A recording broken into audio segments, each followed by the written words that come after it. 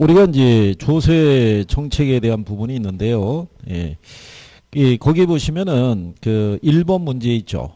거기 보면은 3번에 양도세 동결 효과라고 나와 있죠. 양도세의 중간은 부동산 보유자로 하여금 거래를 뒤로 미루게 하는 동결 효과를 갖고 있어요.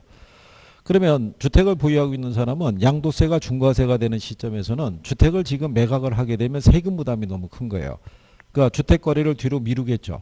그럼 주택 공급이 부족해지겠죠. 거꾸로 주택 가격이 상승하게 되는 부작용을 초래해요. 그걸 주택 공급의 동결 효과라고 하는데 이게 한 번 나오고 끝나는 게 아니고요. 지속적으로 나오는 거예요. 뒤로 넘어가셔서 문제 4번 있죠. 4번에 가면은 자 4번 지문에 주택 공급의 동결 효과라고 있죠. 137페이지 상단에.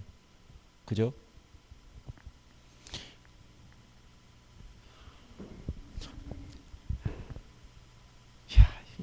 내가 볼 때는 여사님이 옆에 있어야 박진혁을 찾는 것도 찾는 거예요. 그죠? 있어갖고. 거기 보면, 자, 이게 뭐라 하냐면, 주택 공급의 동결 효과란 가격이 오른 주택의 소유자가 양도소득세를 납부하기 위해 주택의 처분을 적극적으로 추진함으로써 주택의 공급이 증가하는 효과라고 그랬으니까 틀렸겠죠. 아까 표현하고 반대죠.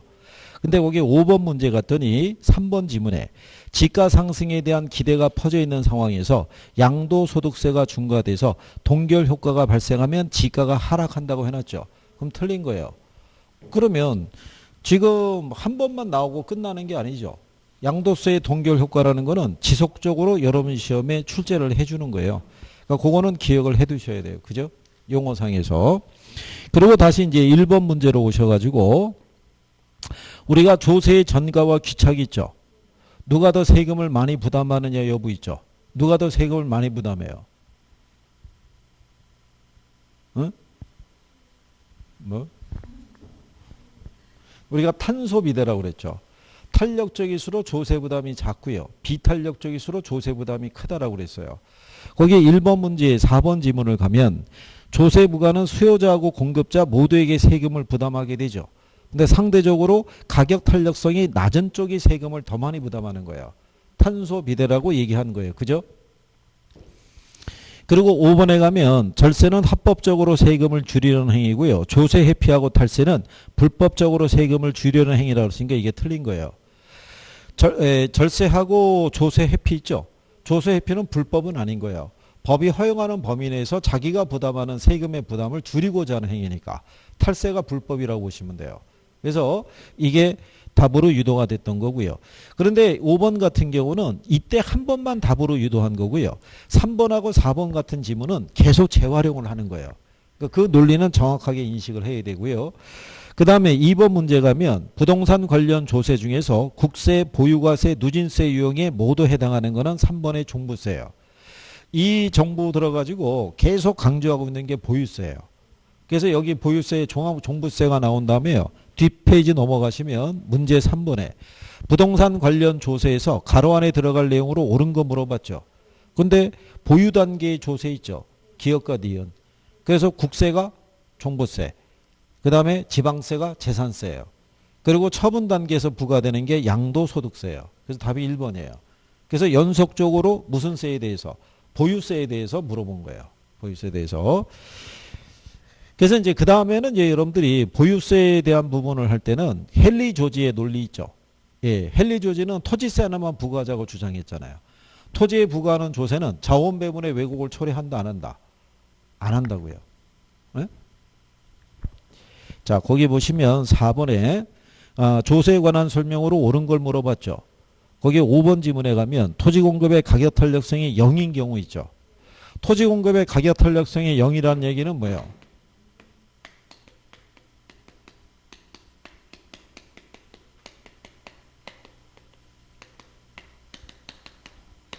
그죠? 자, 토지 공급 곡선에 대한 기울기가 수직선이네 있죠. 네, 얘들을 우리가 뭐라고 그래요? 어? 완전 비탄력적이라고 그래요. 그러면 완전 비탄력적이라는 의미는 무슨 의미예요? 완전 비탄력적이라는 건. 어? 다음 주에는 우리 여사님이 팔힘을 좀 길러 오셔가지고 제가 얘기하면 제 이름 대고 한 3번씩만 꼬집어 주시면 될 것 같아요. 그죠? 때리라고 그러면 좀 뭐하고. 이게 완전 비탄력적이라는 것은요. 가격이 변할 때, 그렇죠? 양이 전혀 변하지 않는 거를 뭐라고 그래요? 완전 비탄력적이라고 그래요. 그래서 그림으로 나타내면 이렇게 수직선으로. 그렇죠? 만약에 100평방미터의 토지가 있을 때 이게 가격이잖아요. 이게 양이잖아요. 여기 만약에 이 가격이 1,000원에서 얘가 지속적으로 이렇게 가격이 올라가더라도 이 양은 불변해요. 이 가격이 지속적으로 하락하더라도 이 양은 불변인 거예요. 가격이 변할 때 양이 전혀 변하지 않는 걸 우리가 완전 비탄력적이라는 거예요. 그러니까 이 토지를 소유하고 있는 사람에게 조세를 부과하죠. 그렇더라도 수요자에게 전가시킬 수가 없어요. 수요자에게 전가를 시키려고 그러면 이 가격을 올려야 돼요. 올리려고 그러면 이 양을 줄여야 돼요. 근데 양이 줄어들지 않잖아요. 그러니까 조세 전가가 발생하지 않는 거예요. 그래서 양도 줄어들지 않으니까 자원 배분의 왜곡도 초래하지 않는 거예요. 어디에 부과하는 조세는? 토지에 부과하는 조세는. 그래서 헨리 조지는 토지세만 부과해도 괜찮다고 얘기하는 거예요. 자원 배분의 왜곡도 초래하지 않고 조세 전가도 발생하지 않는 가장 효율적인 세금이라고 주장하는 거예요. 그래서 그 내용 정도는 알아두시는 게 필요하죠. 그래서 문제 5번을 가시면 조세에 관한 설명으로 옳지 않은 거 물어봤을 때 2번에 보면 헨리 조지 있죠. 토지에서 발생하는 지대 수입을 100% 징수할 때 토지세 수입만으로 재정을 충당할 수 있기 때문에 토지세 이외의 모든 조세는 철폐하자고 주장한 사람이에요. 그죠? 그래서 그 내용 정도를 알아두시면 될 거란 얘기죠. 그 다음에 이제 뒤로 넘어가시게 되면요. 6번 같은 경우는 틀린 건 이제 1번이죠. 토지용을 특정 방향으로 유도하기 위해 정부가 토지 보유세를 부과할 때는 용도에 관계없이 동일한 세금을 부과하면 안 되겠죠. 용도에 따라 차등 과세를 해야 되겠죠. 그리고 5번에 가면요. 공공임대주택의 공급이 확대될 때 있죠. 임대주택의 재산세가 임차인에게 전가되는 현상을 완화시킬 수 있어요. 그런 공공임대주택이 민간 임대주택 시장의 임차자에게는 대체제 역할을 해주는 거죠. 그러니까 임대를 많이 올리면 그쪽으로 주거 이동이 발생할 테니까. 예, 그리고 이제 그 내용이죠. 그리고 이제 거기에 여러분들이 보시면 7번에 주택 구입에 따른 거래세 인상에 따른 경제적 후생의 변화로 틀린 거 물어봤었죠. 요건 이제 여러분들에게 정리해 드린 건데 아까 조세 전가와 기착을 보면은 탄소 비대 논리 얘기했었죠. 거기 보신 대로 수요 곡선이 공급 곡선에 비해서 더 탄력적이죠. 그럼 누가 세금을 더 많이 부담해요? 공급자 부담이. 2번에 가면 공급 곡선이 수요 곡선에 비해서 더 탄력적이죠. 그럼 누가 더 세금 많이 부담해요? 수요자가. 그거 준 다음에 우리가 조세 부과에 따른 경제적 효과 얘기했었죠.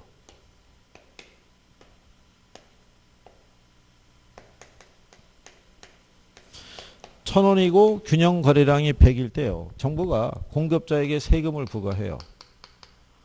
그러면 공급자는 요 세금의 전부 또는 일부를 누구에게? 수요자에게 전가시키려고 그러면 이 세금을 가격에 반영을 시켜야 돼요. 그러려고 그러면 시장에 공급되는 양을 어떻게 해야 돼요? 줄여야 돼요. 그죠? 그러면 시장에 공급되는 양이 어떻게 해야 돼요? 줄어들죠. 그러면서 가격이 어떻게 해야 돼요? 상승한다고요. 그러면 소비자는 이전에 1,000원 주고 소비했잖아요. 근데 이전에는 지금은 자기가 지불하는 가격이 어떻게 해야 돼요? 높아진 거죠. 그렇죠? 그러면 공급자는 원래 1,000원 받고 팔아서 자기의 수입으로 가져갔잖아요. 근데 지금은 얼마 세금을 부담하는 거예요? 100원. 그러면 1,050원을 받고 팔아서 공급자 주머니로 들어오는 돈이 있죠. 그건 950원이 되는 거예요. 그죠? 그러면 여기에 요 950원이라는 게 요게 시장 가격이 하락한 게 아니라 이게 공급자 수입을 나타내는 거예요. 공급자 수입은 전체 시장 가격이 있죠. 가격에서 세금을 뺀 거예요. 요게. 그러면 공급자의 수입은 이전보다 어떻게 돼요? 낮아지죠. 그래서 거기 보시면 자 3번 지문에 수요자가 실질적으로 지불하는 금액이 상승하니까 소비자 잉여는 감소한다는 얘기죠. 또 공급자가 받는 가격이 하락하니까 생산자 잉여도 어떻게 돼요? 감소한다라고 얘기한 거예요. 그래서 답을 5번을 준 거예요. 거래세 인상에 의한 세수입 증가분은 정부의 귀속이 되는데 그로 인해서 뭐가 발생하는 거예요? 경제적 순손실이 발생하는 거예요. 그죠? 이렇게 해서 세금의 부담이 커지면 시장에서 거래되는 양이 어떻게 돼요? 줄어드는 거예요. 그로 인해서 이 경제적 순손실이 발생하는데 경제적 순손실은 시장의 자유로운 거래를 줄어들게 하는 그런 부작용을 초래하는 거예요. 근데 주로 이 경제적 순손실은요. 정부가 부과하는 세금에 의해서 발생을 해요. 그죠? 이런 거예요. 지난번에 수업 시간에 얘기 드렸는데 가령 예를 들어서 요즘같이 왜 아이들 코로나19 때문에 학교 못 가죠. 그럼 아이를 돌보는 그 사람이 필요한 거예요. 그죠? 그럴 때 A가 있을 때요.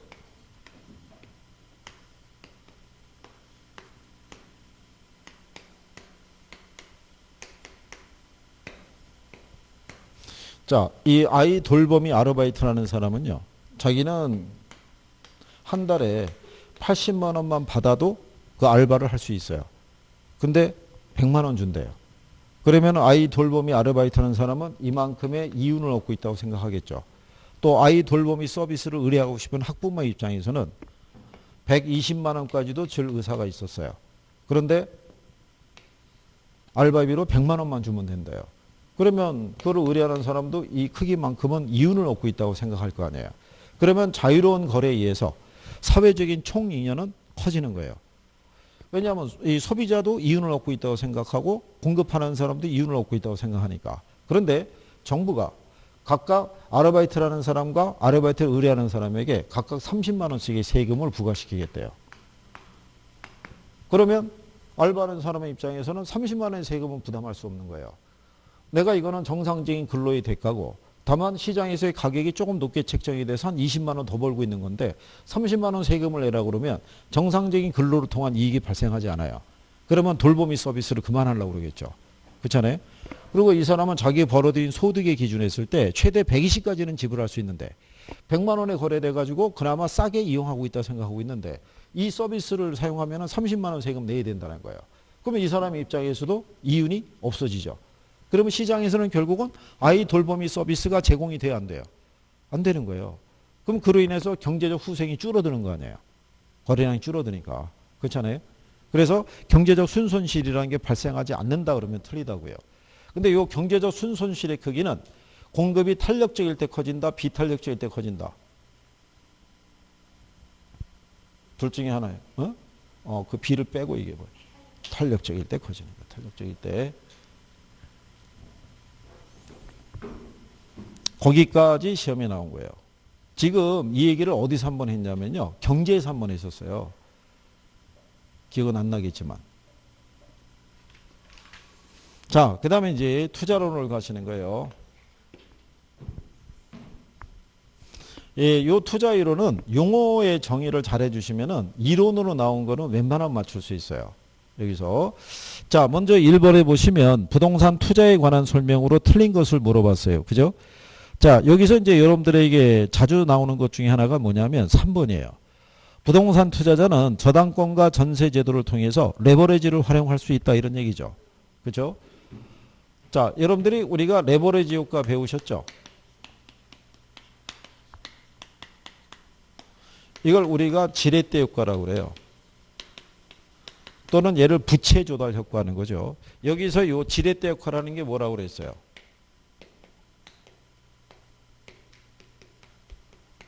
예, 이거 두 가지가 지렛대 효과라는 거예요.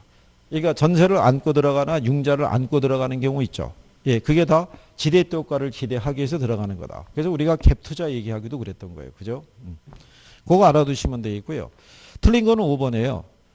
자, 이 부동산에 관련된 위험이 있죠. 예, 위험은 어떤 게 있어요?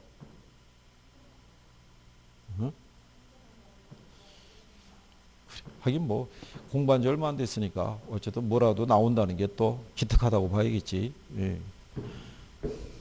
자, 여러분들이 보시면요. 우리가 일단 뭐를 알아야 되냐면 얘가 뭔지를 알아야 돼요. 위험은 뭐를 위험이라고 그러냐면 투자자가 예상했던 수익하고요. 실제로 발생한 수익이 서로 달라지는 걸 위험이라고 그래요. 그죠? 내가 투자를 할 때는 투자라는 게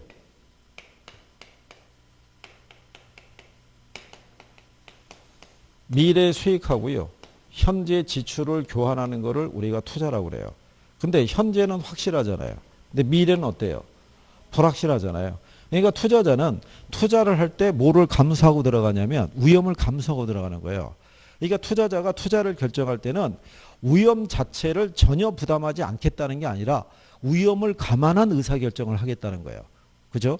그러면 그 위험을 감안하려고 그러면 나한테 내가 예상했던 수익과 실제로 발생했던 결과가 달라지게 될 때 그렇게 만들어주는 위험이 어떤 애들이 있는지를 알아야 되잖아요. 그죠? 그래서 그 종류를 보게 되면 사업위험, 금융위험, 인플레 위험, 또는 법적 위험, 또는 유동성 위험. 이런 것들이 투자자가 기대했던 것 있죠. 투자자가 예상했던 수익하고 실제로 발생한 결과 있어요, 없어요? 근데 내가 예상했던 거하고 별 차이가 없을 수도 있죠. 근데 내가 예상했던 것보다 더 큰 수익이 나올 수도 있고 더 작은 수익이 나올 수도 있어요, 없어요? 이걸 위험이라는 거예요. 현대 부동산 투자 이론에서는 예상 수익과 실현 수익의 차이는 다 위험으로 보는 거예요. 이 차이를 유발하는 것 중에 하나가 사업 위험이에요. 그죠? 예상치 못한 경기 침체가 발생할 수 있죠. 지금 코로나19 사태 같이. 근데 이런 거는 투자자가 예측할 수 있는 게 아니잖아요. 갑자기 이게 터질 줄 누가 알았겠어요. 그죠? 예. 그래서 그걸 우리가 무슨 위험이라고 한다? 사업 위험. 그 다음에 금융 위험이라는 건 뭐냐면 부동산에 투자할 때 내 돈만 갖고 투자하기가 자금이 부족해요. 그럼 일부를 차입할 수 있어요, 없어요? 차입할 수 있잖아요. 차입을 하게 되면 이게 발생하는 거예요. 금융 위험이. 갚아야 되니까. 대신에 무슨 효과도 기대할 수 있다. 지렛대 효과도. 그러니까 돈은 안 빌렸으면 금융 위험도 없고 지렛대 효과도 발생하지 않는 거예요. 그 다음에 인플레 위험이라고 있죠. 내가 예상했던 것보다 인플레가 더 커지죠. 물가가. 그러면 돈의 가치가 떨어지잖아요. 그러면 수익률이 내가 생각한 수익률이 발생을 하더라도 실질적인 수익률은 내가 기대했던 거에 못 미치는 결과를 초래해요. 그 다음에 정부의 규제 있죠. 대출 규제라든가 아니면은 시장 기준금리가 올라가는 현상이 나타날 수 있잖아요. 그게 이자의 부담이 커지면서 수익성이 악화되는 경우도 있고. 유동성 위험은 뭐 얘기했어요? 유동성 위험은.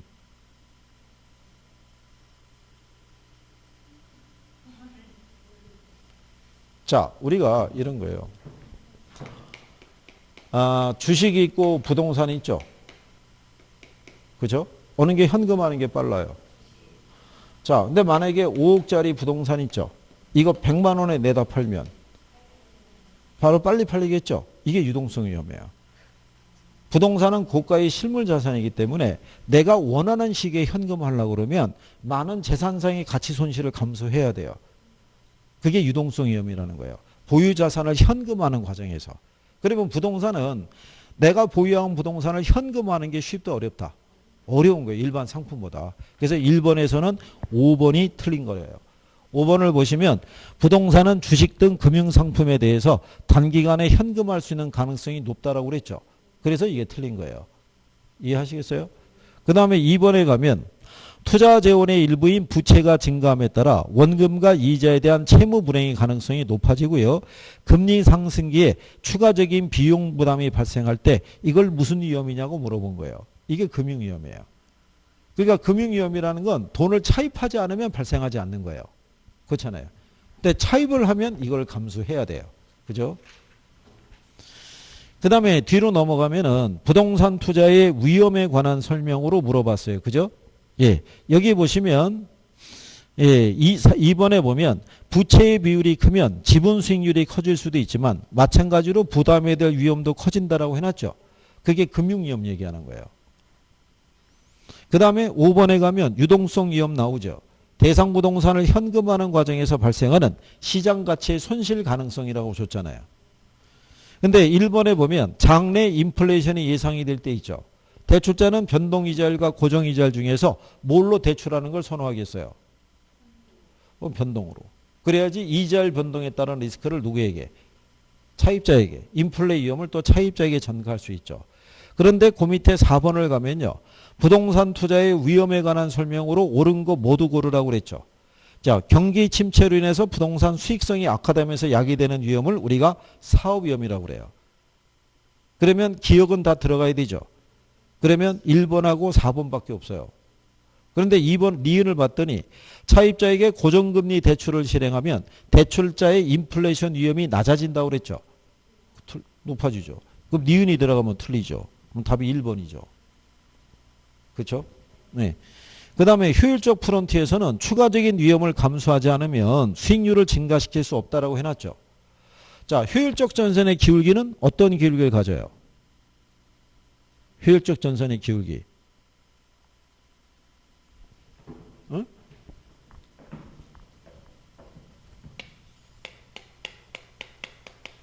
수평,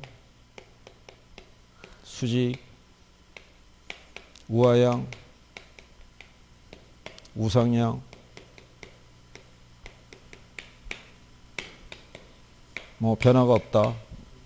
어떤 기울기 가져요? 네 가지 중에.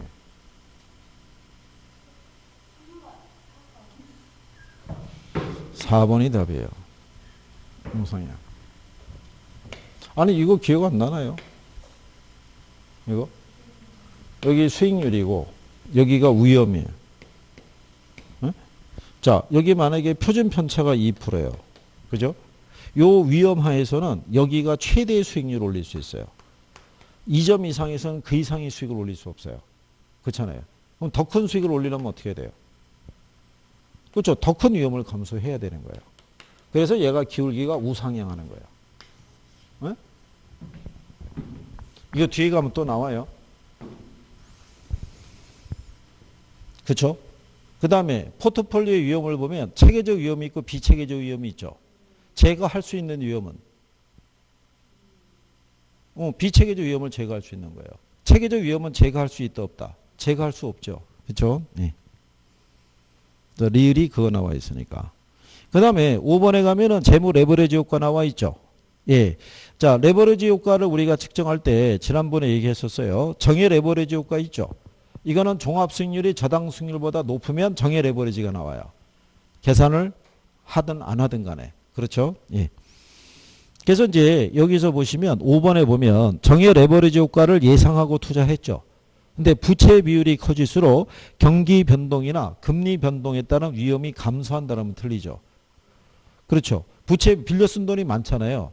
그러면은 만약에 금리가 상승하면은 갚아야 될 원리금의 규모가 더 커지잖아요. 무슨 말인지 아시겠나요? 예. 그래서 그거 틀리게 구성해 준 거고요. 뒤에 가면은 6번에 부동산 투자에 따른 1년간 자기자본 수익률을 구하라고 해놨죠. 예, 요거 구할 때 어떻게 하면 된다고 그랬어요?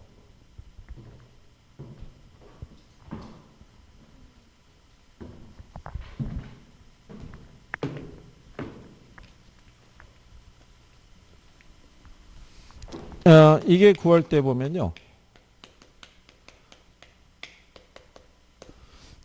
종합 수익률이 있고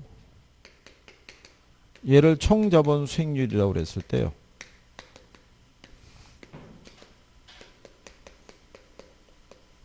얘는 총투자액분의 순영업소득의 크기로 구해줘요. 이게 종합소득이라고 보시면 돼요. 근데 요 순영업소득에는 두 가지가 있다고 그랬죠. 소득 이득하고 무슨 이득? 요거는 이제 임대 수익이고 요건 가치 상승에 따른 이익을 얘기해요. 그죠? 그러면 여기서 우리가 지분 수익률 있죠. 지분 수익률을 자기자본 수익률이라고 그래요.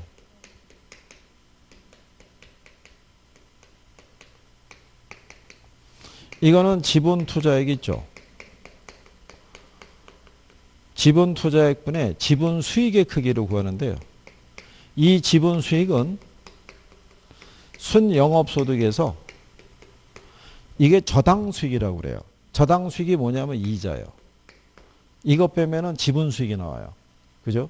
그러니까 제일 먼저 뭐부터 구하면 되냐면 구성은 이거예요. 종합수익이 있죠. 종합수익이 순영업소득이에요.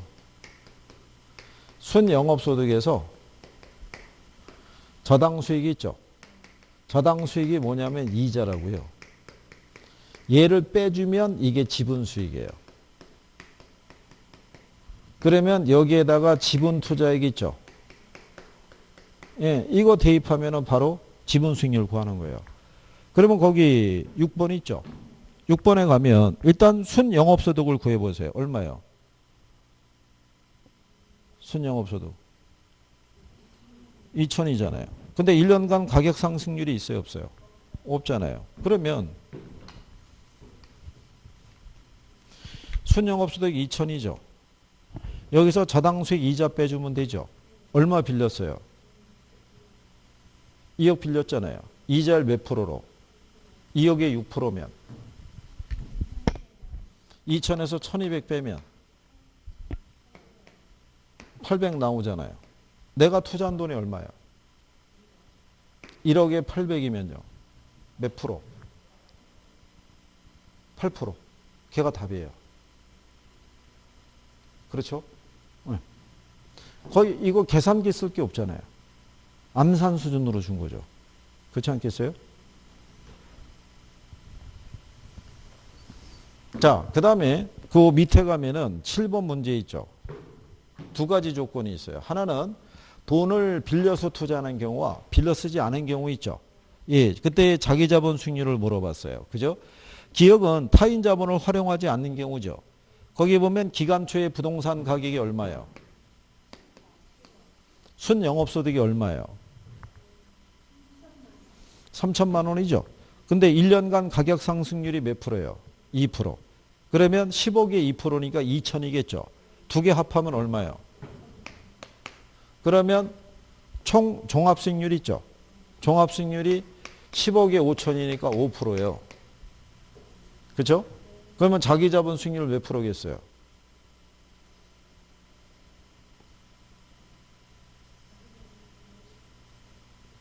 자기 자본 수익률도 5%예요. 자, 여기 보시면 아까 뭐라고 그랬어요? 순영업소득에서 저당 수익이 이자라고 그랬죠. 이거 빼면은 지분 수익이 된다고 그랬죠. 지금 순영업소득에 보면은 운영수익하고 가치 상승했다는 그 계산서니까 얘가 5천이죠. 그렇잖아요. 여긴 지금 이게 없잖아요. 기억의 조건은 융자를 받지 않았을 때예요. 융자를 받지 않았을 때는 종합수익률과 지분수익률의 크기가 같아요. 이 돈을 다 내 돈으로만 투자했으니까. 그러니까는 그때는 5%란 말이에요. 근데 돈을 빌렸었죠. 빌렸었을 때 몇 프로를 빌렸었대요? 50%. 그러면 5억은 빌려 쓴 거고 5억은 내 돈으로 투자했다는 얘기잖아요.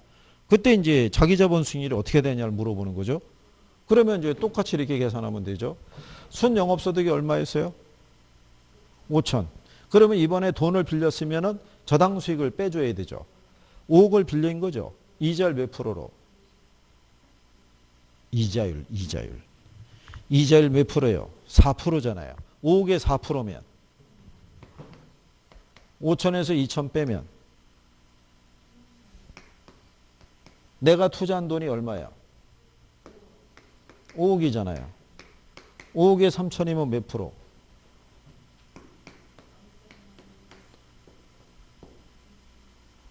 6%잖아요. 그러니까 빌려 쓰지 않았을 때는 5%, 빌렸을 때는 6%예요. 그렇죠? 요게 익숙해지면요. 이런 것도 지금 현재 이거 계산할 때 계산기를 써야 될 요건이 없다고요. 익숙해지면은 암산 수준으로 계산할 수 있어요. 그죠?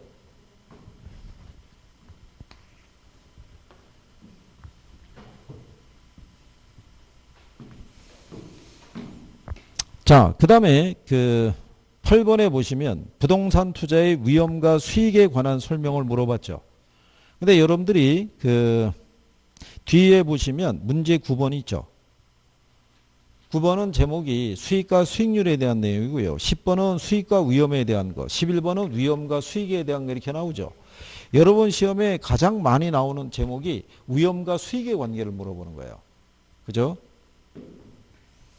자, 그럴 때 여러분들이 내용을 또 한번 보시게 되면 일반적으로 위험과 수익은 무슨 관계라고 그래요? 비례 관계. 그게 위험과 수익의 상세 관계예요. 그죠? 그러니까 일반적으로 투자자는 자기가 부담하는 위험이 커질수록 거기에 대한 대가를 요구하는 거예요. 그죠? 그 대가를 요구하는 사람이 누구냐면 위험 회피적인 투자자예요. 걔는 반드시 높은 대가를 요구한다고 그랬죠.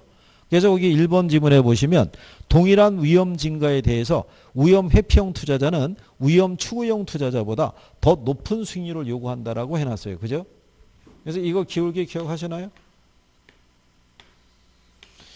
우리가 주어져 있을 때 동일한 위험이 증가했을 때 이런 기울기가 있고요. 이런 기울기가 있어요. 그죠? 그러니까 얘는 자기가 부담하는 위험이 커질 때 거기에 대한 높은 대가를 요구하는데 위험 회피적인 애는 자기가 부담하는 위험 대비 높은 대가를 요구하지 않는 거예요. 그러니까 위험 추구형 투자자는 위험을 즐기는 사람이에요. 자기가 부담하는 위험은 크지만 거기에 반드시 높은 대가가 발생할 거라고 기대하진 않아요. 복권 사는 사람이죠. 그렇잖아요. 꽝 될 확률이 크잖아요. 근데 일반적인 우리가 투자하는 사람은 이렇게 해서 투자할 수는 없죠. 망해도 그만, 수익이 나와도 그만 이런 논리가 아니잖아요. 반드시 위험에 대한 뭐가 주어져야 돼요. 대가가. 그렇지 않으면 굳이 위험을 감수하고 부동산에 투자할 이유가 없는 거예요. 그렇죠? 그래서 위험 회피형 투자자가 위험 추구형 투자자보다 더 높은 수익률을 요구하게 돼요. 그리고 투자 결정은 기대 수익률하고 요구 수익률을 비교해서 투자하죠. 뭐가 클 때 투자해요? 요거를 빼고 기대 수익률이 클 때. 야, 이게 뭐 편안한 표정으로 요구 그러니까는 야 모르는 사람은 깜빡 넘어가겠네. 에?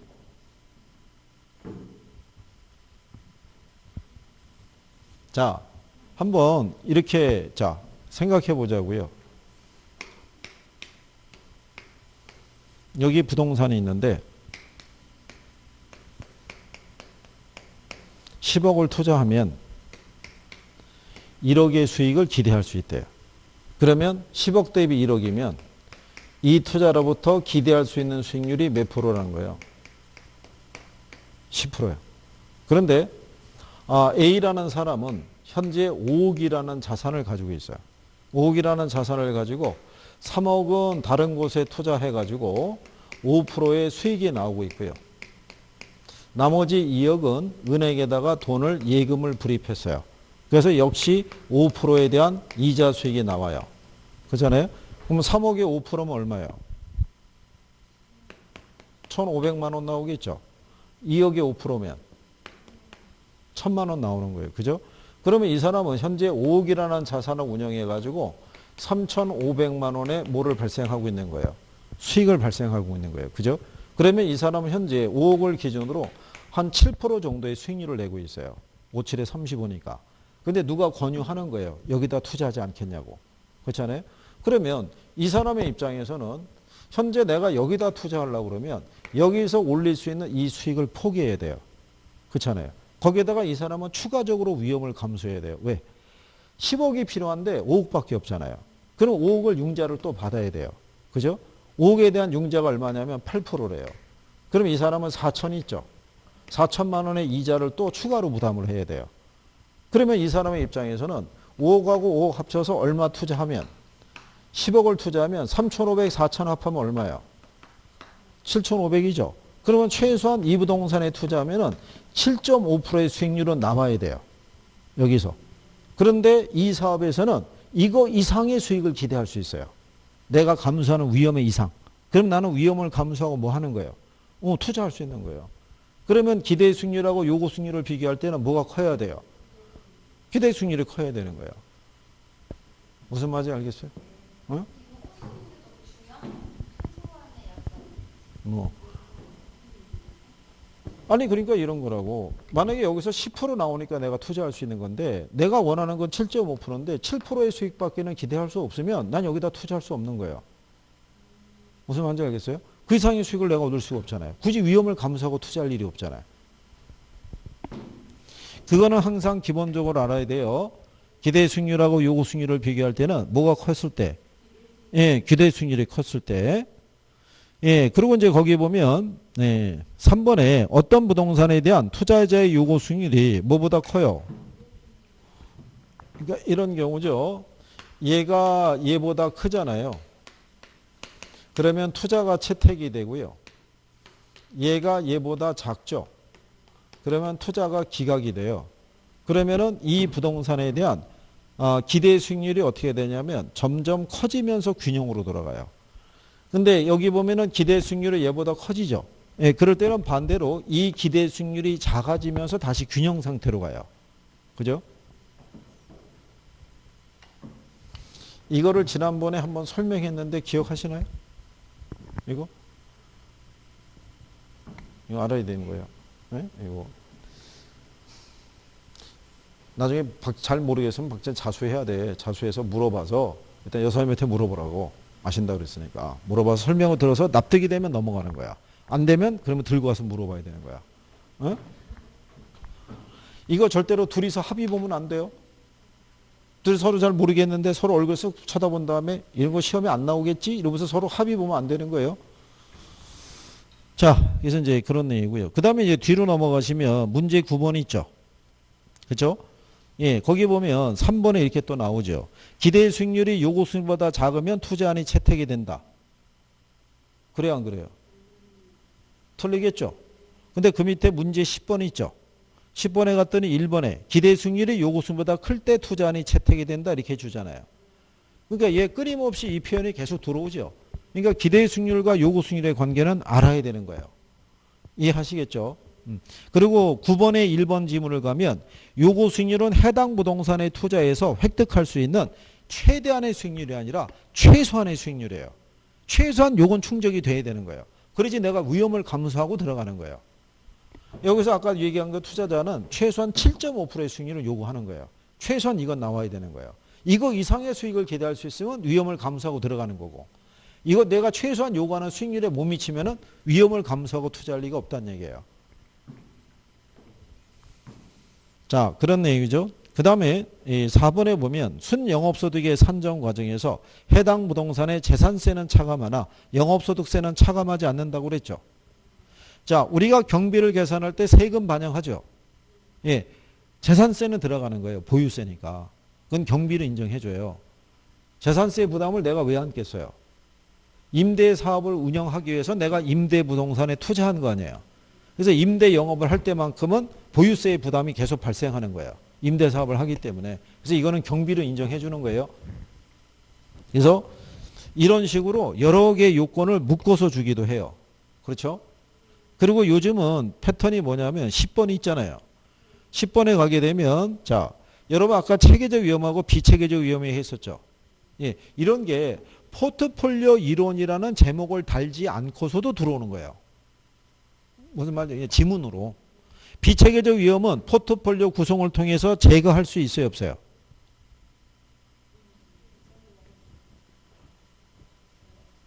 있지. 비체계적 위험은. 비체계적 위험은 단순히 분산 투자만 하면은 제거할 수 있는 위험이에요. 투자자가 추가적인 비용 부담을 안지 않고 단순히 분산했다는 이유만으로. 우리가 자 이렇게 생각해 보세요. 요즘 항공사 어렵죠. 근데 항공사가 이렇게 어려워질 줄은 아무도 몰랐던 거예요. 그렇잖아요. 근데 우리가 H항공, L항공, K항공 이렇게 항공사에다가만 내가 만약 주식 투자했으면 난 지금 망했을 거예요. 그렇지 않겠어요? 이거는 분산 투자가 아니란 말이에요. 그러니까 분산 투자를 한다는 얘기는 투자자가 일부는 항공사의 주식을 사고 일부는 전자주를 사고 일부는 예를 들어서 철강주를 사게 되면 여기가 침체기에 있더라도 나머지에서 발생하는 이 평균적인 수익을 가지고 전체적인 수익은 어떻게 돼요? 안정적으로 가져가게 하려는 게 포트폴리오 논리라고요. 그게 분산 투자의 논리라고. 그러니까 이 분산 투자를 해서 우리가 줄일 수 있는 게 위험이 무슨 위험이다? 이게 비체계적 위험. 그러니까 비체계적 위험은 어디서 나타나냐면 근로자의 파업이 있죠. 또는 최고 경영자의 교체 이런 것 있죠. 근로자의 파업이 나온 거는 여기서만 나오는 거지 모든 산업에서 파업이 발생한 건 아닌 거예요. 무슨 말인지 아시겠나요? 최고 경영자가 교체된 것도 여기만 교체된 거지 모든 기업의 최고 경영자가 교체된 건 아니란 말이에요. 그런 위험이 무슨 위험이다? 비체계적 위험이니까 이건 한쪽으로 몰아서 투자하지만 않으면 되는 거예요. 그러니까 분산 투자하면 제거할 수 있는 거예요. 자동적으로. 이해할 수 있겠죠? 예. 그 다음에 3번에 보면은 무위험률 나오죠. 근데 우리가 이제 요거 했었어요. 요구 수익률의 구성은 어떻게 되어 있어요? 요구 수익률.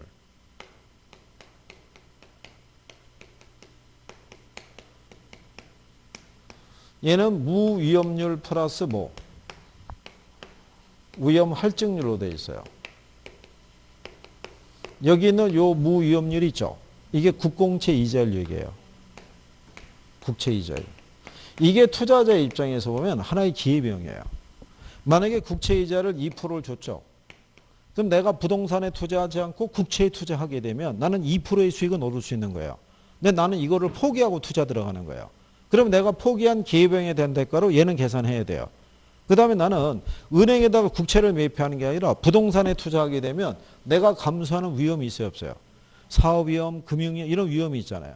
그 위험에 대한 대가를 역시 요구해야 돼요. 그래서 두 개가 반영이 된 게 요구 수익률이에요.